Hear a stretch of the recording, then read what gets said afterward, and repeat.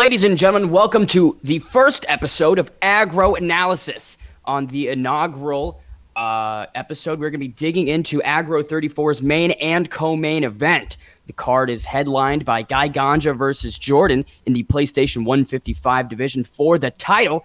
And in the co-main event, we've got Jamie versus Brandon in a number one contender eliminator match. Personally, I am incredibly excited for this. Jamie, how are you feeling? Very excited for the whole card. I think it'll be a cracking fight. Cracking main event, cracking co-main, and cracking full card, to be honest. That's what Agro likes to do. We stack from the top to the bottom. And what I love about this main and co-main is the history between all four of these competitors. In the co-main, you've got a prior fight between Jamie and Brandon in the kickboxing tourney that occurred not too long ago. And then in Ganja versus Jordan, you have a common competitor in Morbid Mad Lad. So I think that there's just so much to unpack. Let's get right into it. The first couple clips that we have are about Jordan, right? Jordan's pressure on the ground, Jordan's striking defense on the feet, and his ability to create opportunities. So we can see in this first one against Morbid, on top, he's in the half guard, not really letting himself dig into any of Morbid's fakes here, right? He's very composed, moves right into side control beautifully. And what I think is interesting about Jordan is he's more of a position grappler. In a lot of his fights, you don't see him going for submissions. It's either he's controlling or just throwing strikes, trying to do some damage on the ground, which I think is very interesting facing a guy like Ganja, who is more of a submission threat. Moving forward, we've got some striking. Now, I want to talk about the striking defense out of Jordan's camp. It's pretty solid at mid-range. He's got a lot of space to move, a lot of real estate for his lateral sort of like steps. But when he's pressured, when he's in the pocket, what we saw against Morbid was he gets caught. Now, Morbid was just hook spamming, throwing some uppercuts, mixing in very basic fundamental combos. But Jordan still had a lot of difficulty with moving, right? Moving, circling away from the cage, right? He just backed straight up and let Morbid go. So I'll let this clip speak for itself here. You can see Morbid gets the clinch up against the cage, goes for the standing guillotine. All right there, you see Jordan lets his stamina get completely drained as Morbid just tees off. With the hooks, the body work, none of it is really particularly sophisticated on the feet, but Jordan still has a problem getting away from it. There he gets rocked and backs straight up against the fence. And still not circling out, just backs straight up, tries to mount a bit more of a striking offense, but here comes Morbid again with the hook spamming, and it's still connecting. So one of the big questions coming into this fight is what has Jordan done to address these issues, right? These defensive holes in his game. Has he learned to move a little bit more? Has he learned to laterally find openings to circle out? Or are we going to see a backing up against the cage and getting caught type of strategy? Now, as we can see here in the fight against, I believe this is just a random competitor that we have some footage of, some simple striking. Jordan has some simple striking on the feet. It's a lot of 1-2s, 1-2 hook. You know, it's really nothing insane, but because people are worried about his grappling, people are worried about the potential takedown threat, it's effective. See here, just a straight lead hook. Once again, a 1-2. Not a lot of head movement, but you can see there, it's effective and it works. It's the rock, follows it to the ground, gets the ground and pound TKO. So what might be a question coming into this for Ganja is, because he's not afraid of those grappling, he's not really necessarily going to be worried about if Jordan engages in that regard, do you think the simple striking is going to fail? It's a big question that I can't wait to see get answered. Yeah, I think it's a very intriguing matchup from Jordan's side of things. I think his key to winning is probably keeping up his takedown defense, which he's shown a couple of times in the Morbid fight and his past fights with Chad when he won the 45-pound belt. His key to success was the takedown defense, and also keeping his striking simple. Maybe it's the best way to beat Ganja, not throwing flashy stuff, because Ganja is very high level and he will start to read it as the fight goes on. Yeah, I absolutely agree. It's managing the stamina and not throwing big power moves that put yourself out of position, put yourself in an opportunity to get standing guillotine, speared to the ground, things like that. And again, like we did, we have the clip of his top pressure, but we don't have clips of his defensive grappling off of his back, which is also very good and very decent, which is something he'll need if Ganja puts him down. I believe that we are moving on to the Ganja analysis that we have. Yes. Let's move on to Ganja. Now, really quick things about Ganja that we were able to extrapolate from the footage that we analyzed is his takedown defense. In his fight against Morbid, incredibly impressive takedown defense early, right? Even when Morbid was shooting in situations where he probably should have gotten a takedown against a lesser component or a lesser opponent, Ganja would sprawl out. Ganja would deny and keep it on the feet, which I think is going to be very important against a guy like Jordan.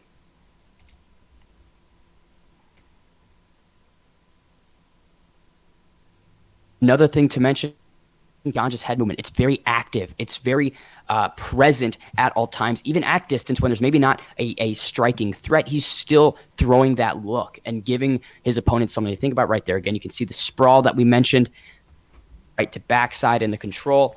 A good first 10-second, 15-second clip of Ganja that really identifies a big difference. We didn't mention the head movement on Jordan's camp, but as you can see, the footage compared, right, juxtaposed as it was, not a lot of head movement out of Jordan. Very straight up and down. Ganja, on the other hand, moving around like a bobblehead. Now, I will say, in this first... Go. Sorry, mate. In the first round against Morbid, Ganja, even though he had that great takedown defense, still almost gets caught in an early standing guillotine, which I think is something that is worth mentioning. Not only because of the stamina drain that it caused, but the potential, right? If Jordan wants to come out trying to chain submissions together, it could be a path to victory for him.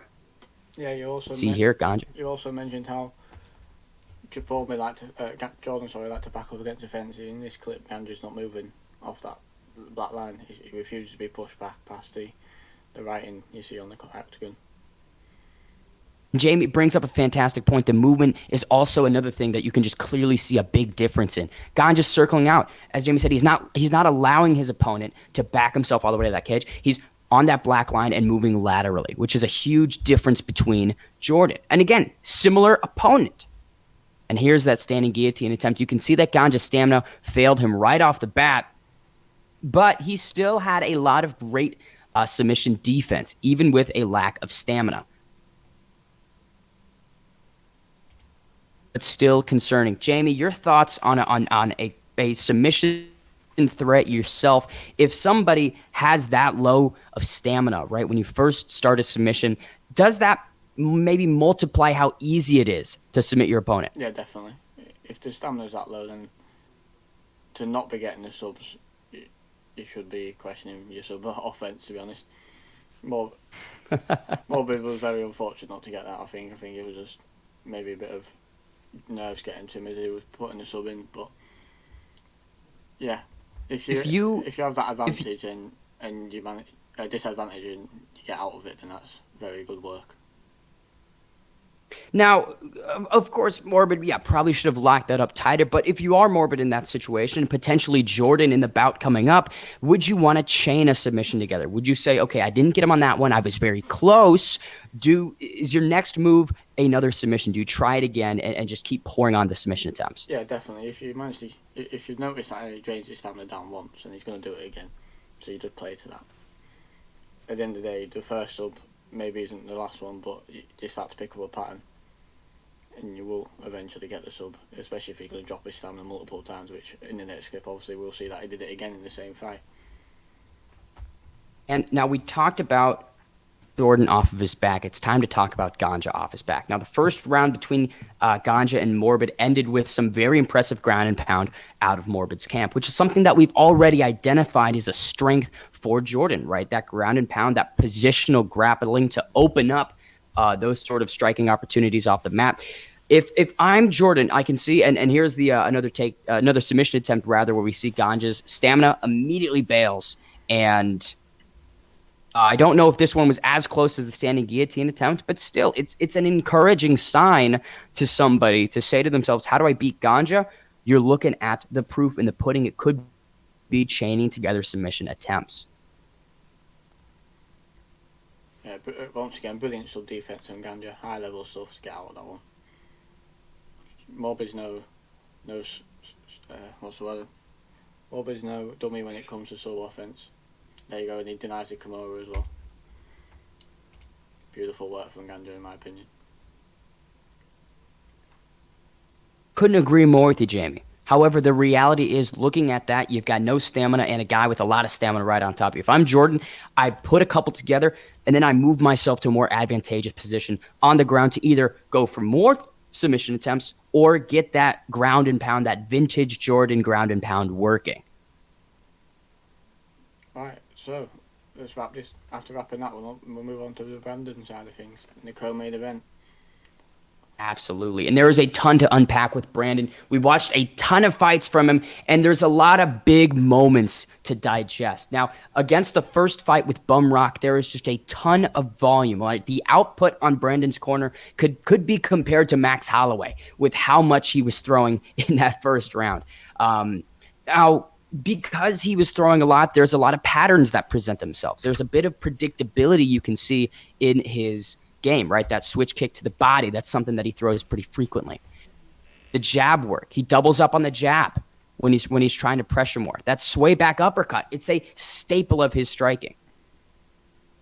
Now, Jamie, if I'm fighting a guy like Brandon, as you are, throwing a lot of volume, do you wait for them to punch themselves out, or do you try to match them toe for toe for a period of time? I think it's all about reading and taking your time. If he's going to throw loads of volume, and maybe put him on his back and take that away from him. Right, the level changing. And as you can see right there, Bumrock had a beautiful little sway and then to the cross. That could be another path to victory against someone who chooses, and there's a big rock right there. And that's something that I wanted to talk about. My next note is about how he tries to find range off of power shots. And this is something that Brandon himself has said. He said that he likes to gauge distance with things like uppercuts, things like those big front kicks that, if they miss, could potentially put you in a very disadvantageous position. Now, I think that throwing improper strikes to gauge range, as those are great if they land. But as you can see here in this Bumrock fight, are incredibly dangerous when they don't. First fight obviously ending between them. A front kick that goes right over the shoulder. There's the counter. Brandon goes down. Big overhand. The TKO as a result from the ground and pound is inevitable. Now, it's an interesting thing to look at because you don't normally see fighters throwing power strikes like that, big stamina drainers to gauge distance. It's a weird thing. And to an opponent, that could confuse them, right? That could work in Brandon's favor. As you can sort of see in this fight against Cody, it does, right? The volume, those large punches were connecting consistently, which confused Cody, right? He didn't know what to do against the unconventional nature of Brandon's striking, right? It was very effective. I will say, in the kickboxing fight against Cody, one thing that we had seen was the sophistication, right? You can see right there the leg kicks, that body kick at the end of the combo. It's a little bit more sophistication out of Brandon this time around. But the thing that we need to mention is once there is I believe there's a sway back uppercut knockdown against Cody. After that moment in the fight, Brandon kind of abandons the sophistication. He sort of gets back to the power punches. See, doubling up, winging that hook. There we go. A jab right into a leg kick. Dodge right there. It's a great display of how effective Brandon can be on the feet when he's really putting things together. But it also highlights that if you have Brandon when he's just trying to throw the big power shots, you can really neutralize him fairly quickly. I agree. Right there, the front. There's a big distance between when Brandon's, sorry, Jamie, go ahead. Picking apart his opponent to when he's putting the pressure on the variety of strikes he throws. There's a great switch kick to the body, like we mentioned. Brandon pouring it on, throwing the hooks and connecting, dropping Cody. The switch kick once again, uppercut to the hooks. It's really great to see the pressure that he has the ability to put on. But, you know, it's not something that he's consistent with. And there's the little rear uppercut to end his opponent midway through the second round. And that's a really great example of how good Brandon is on the feet, how effective he is. You know, Because that is not a predictable striking opponent right there. He was very predictable in the Bumrock fight, throwing a lot of the same looks, not really moving his head effectively. But in this fight against Cody, he does come out with a much, much better game plan. But the big question is, will Brandon revert, right? Will he sort of lose that edge, that sophistication in his striking? And you can see there, throws the front kick for distance, misses, doubles up on the jab, pushing Jamie back. And that's the thing. Jamie, you're such a movement-oriented fighter that it kind of was working against Brandon's plan because he likes to double up, likes to throw those short shots, but if they're not connecting, he doesn't know what to do. Again, the front kick lands right there for him. Brandon's coming forward. The switch kick. Rather just the body kick. Beautiful head movement from him with this way back uppercut again. Very staple in his game. Every fight we watched, full multiple times. Front kick as well. Beautiful. Beautiful work from Brandon. And you can see right there the pressure that Brandon had applied against Cody. Big overhand catches Jamie again. But the pressure that Brandon was applying against Cody sort of isn't the same in this fight because of the lateral movement that Jamie's been implementing. You can't just push people up against the cage when they're using those sort of sways and side steps. And so Brandon has to adjust, and the way he does that is by continuing to throw that front kick and continue to use his range finders. And again, they're working great in this fight because he's sort of mixing it up a little bit more. Not a ton, right? But he is mixing it up to create those opportunities for the power punches to land, which is something that we saw in the first Bumrock fight he didn't do. He didn't try to disguise those range-finding power strikes. He just threw them naked, which ultimately led to his TKO loss. Cody disguised them, worked effectively. Jamie disguised them. It worked effectively.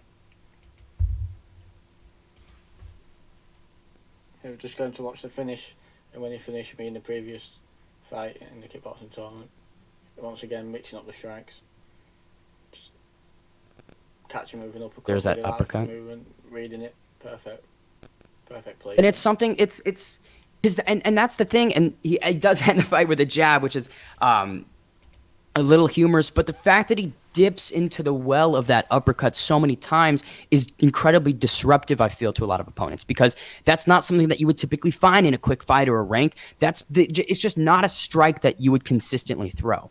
And while that works into Brandon's game plan, right, because it's something that he can land, because it is more unconventional, if you crack the code, right, if you're able to either move out of the way or find the pattern that he's throwing it with, it's really, I think, easy to neutralize his striking. Now, moving on to analyzing Jamie. Jamie fighting Orbit here, right? Similar movement that he had in the Brandon fight. Lateral. Sticking in several places at once, not trying to plant himself. You can see now we've getting some uppercuts, some hooks out of Jamie's corner. I will say, Jamie, the thing is, even with the lateral movement that you have, there's a couple patterns that are present on your end as well. There's a lot of body uppercuts to the overhand. That's a huge combo that is, almost as consistent as Brandon's sway back uppercut. They're very similar in terms of how much you guys dip into throwing them. We can see that there's a 1-2 check left that you're able to drop Morbid with at some point in this first round. There's instances of effective side control pressure against Morbid that you have, and digging into the front kick as well. It's really interesting to see the similarities between your guys' striking output, right? Whether it's a combo that you throw or it's just that front kick that you throw as well. There are similarities, but the way that you use these strikes are different. You're using the front kick as more of a reactionary measure, right? It's after an exchange has occurred, I'm going to throw the front kick to create distance potentially, catch them off guard. While Brandon is throwing it, again, as a rangefinder. He's trying to gauge distance with it. And so I'm very excited to see that stylistic clash with the same strikes and whose kind of game plan is going to come out on top. But as you can see here, Jamie, you're on the bottom. You've got the rubber guard up here, and it's the effective grappling off your back that does it for me. I mean, you're such a huge submission threat, 9 submission wins in your aggro career. I know that you're going for a 10th, and here's why: because you're so good and so well-rounded to create opportunities to sweep right into a very dominant position like top mount.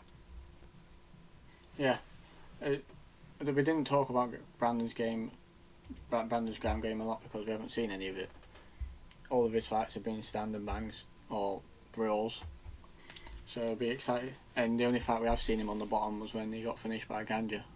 So it will be exciting to see the difference between my ground game and his ground game. See if he can actually hold up on the ground. I believe he can. I believe he knows And what that's he's doing. But it'll be fun to see. and he is acutely aware of that, I feel. You know, he has seen your track record, your fights, and knows how dangerous you are on the mat.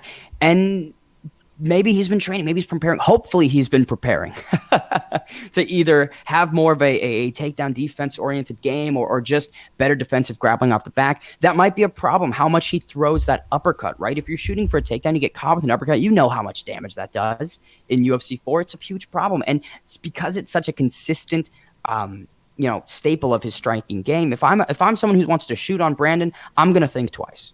I'm going to think twice and pick the best moments. So But getting back to Jamie here, there's a couple things that I thought was interesting watching your fights back. Jamie on the back foot is incredibly different than Jamie on the front foot. He's just a different fighter when he's being pressured, right? It's again much more lateral movement oriented, but it's not as packing the same punch. And it's so difficult in UFC 4 to be moving backwards and throwing strikes. It's so hard. But here you see Jamie getting that takedown off of a big whiffed attempt from, I think Connor is his name, and right into that effective side control.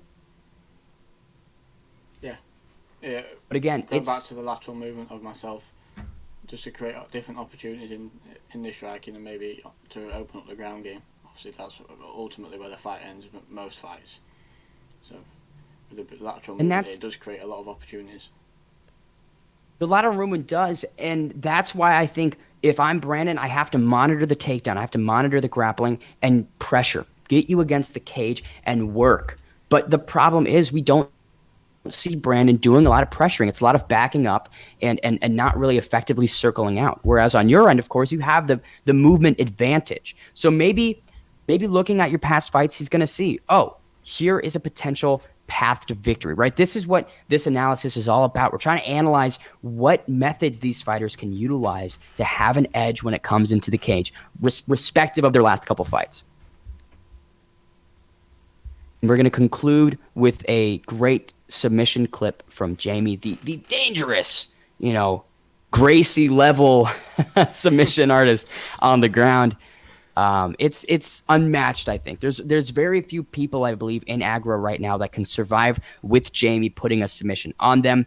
And if I'm Brandon, I know that, and I'm aware of that, and I'm going to do everything I can not to let myself get either choked out, joint submitted, whatever the arsenal of submissions Jamie's going to bring Saturday night. Brandon has got to do the best he can to avoid it. Yeah, right. Before we wrap things up, let's talk about the best way for each fighter we feel would be to win their fight. Starting off for Jordan. Right. If I'm Jordan, I want to sort of leverage the creative, simple striking, right? In Morbid's his fight with Morbid, he had a late stun with a flying knee that we believe ultimately won him the decision. So finding opportunities like that, they're not going to be available too often fighting a guy like Ganja who's so composed and so controlled, but utilizing the simple striking to create those opportunities while not allowing the sort of takedowns to manifest is probably Jordan's best bet to win.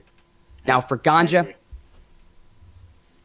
I think I know what he's going to try to do. It's that side saddle armbar. It's submissions in this game that are just impossible to defend against. I think that's what he's going to be looking for.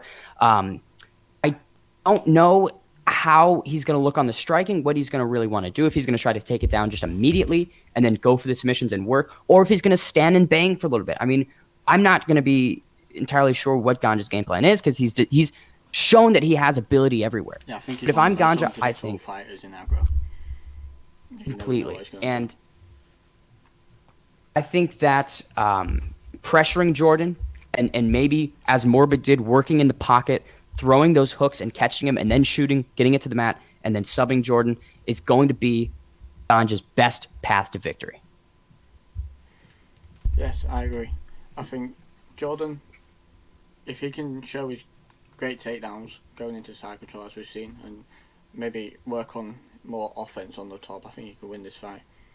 But also, he can also knock Ganja out. We have seen Ganja knocked out multiple times.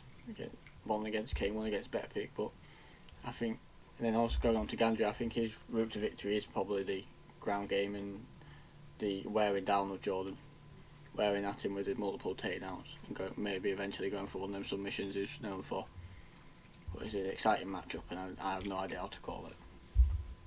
It's going to be an absolutely banger main event. Moving on to the co-main with Brandon, I think that his path to victory is going to be the sophisticated striking, largely, right? Utilizing the leg kicks a lot more. Against a lateral movement guy, you want to chop the lead leg up. You just want to limit them, right? You want to hinder their ability to get out of the way of the strikes. It's something that Brandon has struggled with.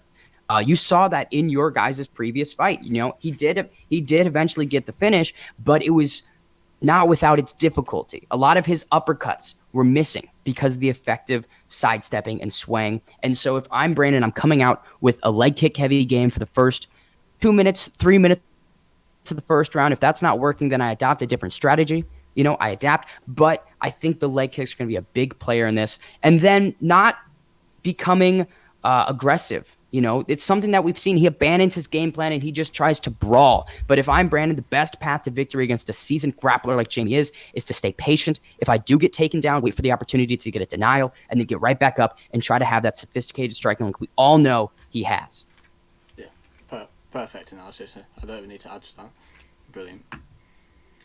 Moving on to you, Jamie, I think my analysis for you, man, is going to be the movement, right? Not letting him kick your legs out. You're going to want to keep the movement up because it worked so effectively when you guys had matched in the octagon previously. That body uppercut to overhand is a good combo. It lands so often, but setting it up just a little bit more, I think, watching back the tape, setting that combo up a little bit more is going to lead to a lot of success. We saw that, Brandon doesn't have a ton of movement, right? He just kind of stands straight up, but when he does move, it's just right down, right? It's just leaning over, trying to avoid big shots like an overhand. So pairing that combo up with something else, a little bit of an appetizer maybe, because it could be great for you.